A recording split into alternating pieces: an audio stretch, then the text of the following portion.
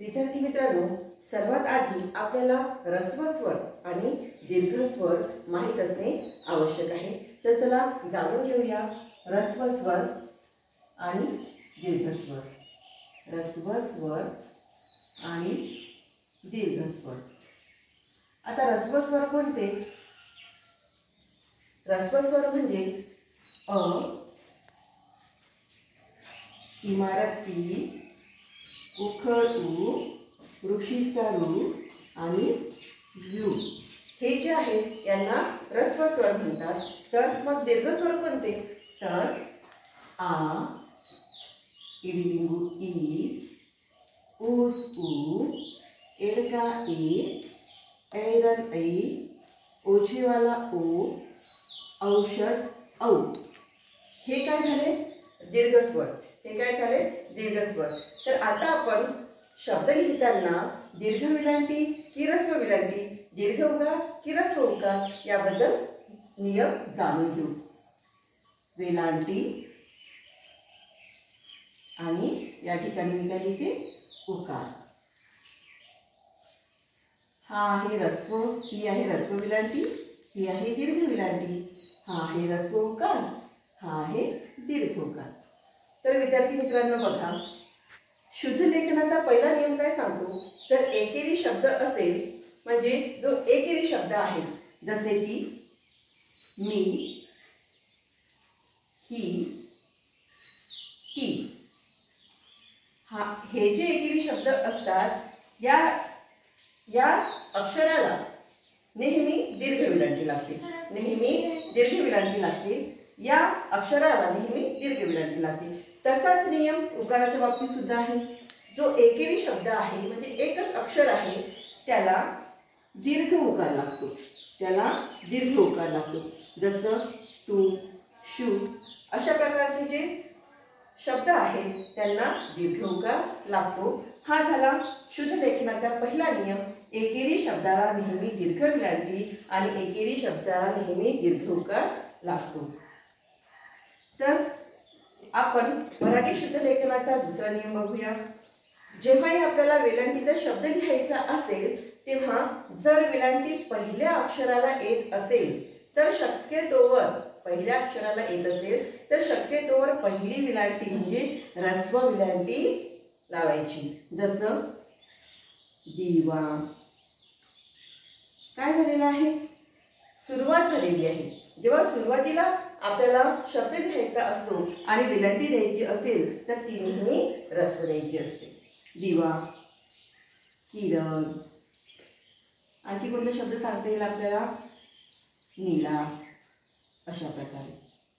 विद्यार्थी मित्रांनो, हाच नियम आपल्याला उकाराच्या बाबतीत सुद्धा लावता येतो। कसा?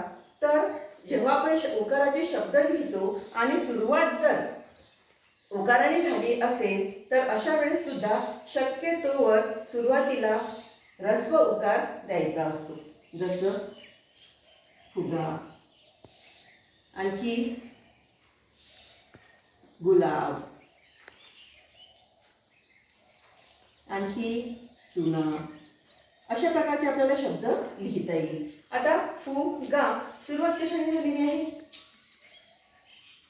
उकाराने झालेली आहे। म्हणून सुरुवातीला जर उकार येत असेल शब्दामध्ये तर त्याला ऱ्हस्व उकार आपल्याला द्यायचा आहे। शुद्ध लेखनाचा तिसरा नियम काय सांगतो? जर शब्दामध्ये शेवटची जर विलांटी येत असेल, शब्दाच्या शेवटी जर विलांटी येत असेल तर त्यावेळेस दीर्घ विलांटी आपल्याला द्यायची असते। जसं विळी काय झालेलं आहे? या शब्दामध्ये शेवटच्या अक्षराला आपण काय नियम सांगते आपला की शेवटच्या अक्षराला नेहमी दीर्घ विलांटी द्यायची असते। तर अशा प्रकारे आपण दीर्घ विलांटी दिलेली आहे। आणखी कोणते शब्द सांगता येईल आपल्याला? सावली काय झालेलं आहे? शब्दाच्या शेवटी जर विलांटी द्यायची असेल तर ती नेहमी दीर्घ द्यावी लागते। तसाच नियम आपल्या उकाराच्या बाबतीत सुद्धा लागू पडतो। जर शब्दाच्या शेवटी जर अक्षराला उकार येत असेल तर तो नेहमी दीर्घ द्यायचा असतो। जसं काही खडू, आणखी खडू नंतर बंडू, रामू इत्यादी. तर बघा, शब्दामध्ये शेवटच्या अक्षराला आपण दीर्घ उकार दिलेली आहे. शक्यतोवर दीर्घ उकार शेवटच्या अक्षराला द्यायचा असतो. नंतर चौथा नियम काय सांगतो, मराठी शुद्धलेखनामध्ये जर अनुस्वारयुक्त शब्द आले असतील, अनुस्वारयुक्त शब्द आले असतील आणि शब्दाची सुरुवात जेव्हा होते आणि अनुस्वाराने जेव्हा येते तर त्यावेळेस ऱ्हस्व विलांटी ही द्यावी लागत असते. ऱ्हस्व विलांटी, जसं लिंबू अनुस्वारयुक्त शब्द आहे की नाही बघा, अनुस्वारयुक्त शब्द आहे म्हणून आपण ऱ्हस्व विलांटी दिली. नंतर टिंबू, बरोबर आहे. त्यानंतर चिंच, चिंच.